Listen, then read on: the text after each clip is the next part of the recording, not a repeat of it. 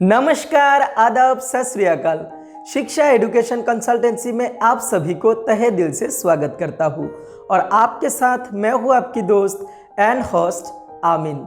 आज जिस विषय पर हम बात करने जा रहे हैं वो है eligibility guidelines for Indian students wanting to pursue MBBS degree among the top countries overseas.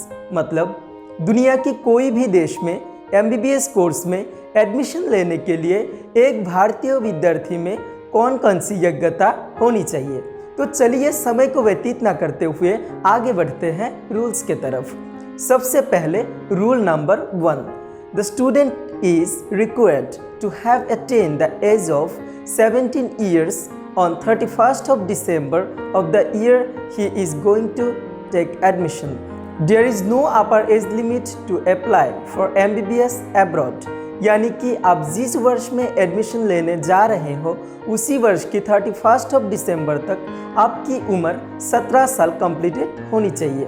Rule number 2 में हम एकेडमिक रिक्वायरमेंट्स के बारे में विस्तार से जानेंगे। एकेडमिक रिक्वायरमेंट्स में सबसे पहले जो आता है वो है the student must have to completed his 10+2 from a recognised board. मतलब जिस स्टूडेंट को एडमिशन लेना है उस स्टूडेंट को कोई भी रिकॉग्नाइज्ड बोर्ड से 10+2 यानी कि 12th स्टैंडर्ड की एग्जामिनेशन पास आउट होना पड़ेगा। उसके बाद जो रूल आता है वो है the student must have an aggregate percentage of at least 50% और above in physics, chemistry and biology and must have studied English as a compulsory subject during his 10+2 years।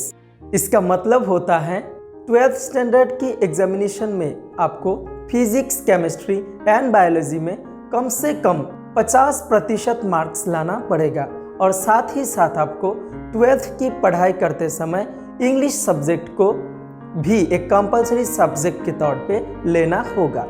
Rule number 3, students are also required to qualify the national eligibility cum entrance test. It is mandatory even if the student is planning to pursue his medical studies abroad. चाहे वो India हो या फिर India से बाहर कोई भी देश, MBBS कोर्स में एडमिशन लेने के लिए आपको national eligibility cum entrance test, जिसको इन शॉर्ट NEET नीट कहा जाता है, उस टेस्ट को क्वालिफाई करना ही पड़ेगा। Rule number 4, the candidates would also be required to produce an eligibility certificate issued by the Medical Council of India at the time of admission to foreign medical universities. But on basis of guideline of 2018, it is declared that the student doesn't need any certificate from MCI, that is Medical Council of India, if he or she scored qualifying marks on NEET examination. विदेश में medical colleges में admission लेते वक्त एक भारतीय विद्यार्थी को medical council of India से इशूड किए गए सर्टिफिकेट चाहिए होते थे, पर 2018 की गाइडलाइंस के मुताबिक आजकल उस सर्टिफिकेट की कोई ज़रूरत नहीं होता है। सिर्फ नीट एग्जामिनेशन की जो स्कोर कार्ड होता है उसी से ही काम चल जाता है। इसके साथ ही एकेडमिक रिक्वायरमेंट्स ख़त्म होता है। अब आगे बढ़ते हैं मेडिकल रिक्वायरमेंट्स के तरफ। इकलौता मेडिकल रिक्वायरमेंट जो आपको चाहिए होते हैं वो है the candidate would also required to submit a medical certificate at the time of admission stating that the applicant is not suffering from any contagious diseases। हर विद्यार्थी को एडमिशन लेते वक्त एक मेडिकल सर्टिफिकेट सबमिट करना पड़ता है जिसमें ये कंफर्म्ड हो कि उस स्टूडेंट को कोई भी घातक बीमारी नहीं है।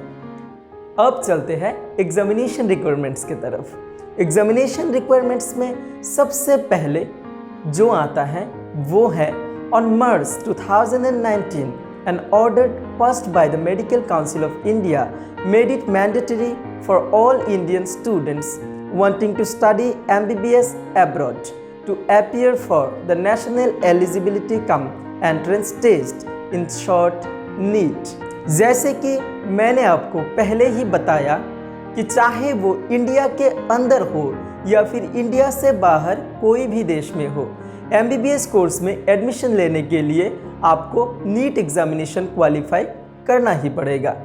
नीट के लिए भी एक रूल हुआ करते थे जिसमें ये लिखा था कि candidates should note that the upper age limit for appearing on the NEET examination is 25 years for general category students and 30 years for SC, ST, OBC candidates, and the NEET score remains valid for a period of 3 years।